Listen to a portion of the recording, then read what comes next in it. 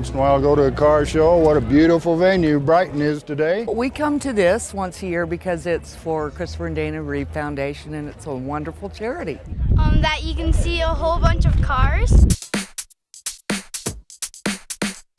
I enjoy going to a lot of these car shows. You know, you meet a lot of people, you talk to them about cars, you know, different stuff they've done to them, and it's really quite interesting. And you pick up a lot of stuff from people that they've done, you know, on their cars that, you know, you kind of incorporate to yours too, you know. You know, we have a lot of friends that have a lot of cars out here, and it's a real good camaraderie just to be able to come out here and meet with them and talk about your cars and what different guys have done. Everybody is so friendly and eager to learn about your car, as eager as you are to learn about the background of their car. This is a replica of a Shelby Cobra in 1965.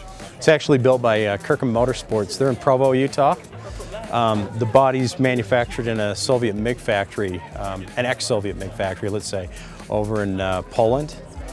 And the motor in there is a 427 FE. It's built on a Shelby block. The car's got 700 horsepower, weighs 2,100 pounds. My 56 Chevy convertible. I've got a 350 board and stroke to a 383, a 700 R4 transmission, four-wheel discs. I worked on this car for about 9 years to get it together. Little here, little there, you know, when I got the money, but I've sure enjoyed it. Oh yeah, you can spend hundreds of thousands of dollars, and there are cars up here where people have spent that kind of money. But you don't have to spend that much money. You can spend just a few $1,000s and have a real nice driver that you can go around town and be pretty proud of. You know, I had a car very similar to this when I was in high school over 40 years ago, white instead of black. So when we picked this one up a number of years ago, it was kind of like a nostalgia thing for us. My wife and I went to high school together, still together after 40 years. It was the third car we've had like this. People, everybody is happy to see you when you're in an old car, and you know, the motorcycle people think you're one of them. It's great. You know, everybody waves and is happy to see you.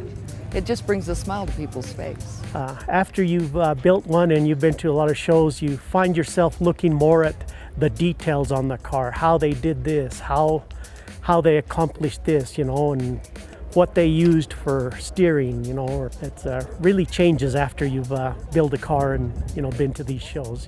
You don't just eyeball the car, you look at the details. I got in big trouble for doing this one. My wife was really upset for a long time. And this was kind of my dream, because when I was in high school, I had a 67 Barracuda. I mean, every time I jump in it, it's kind of like your heart starts thumping. You think, what's going to come next? Because it's really an adventure when you get out there on the road.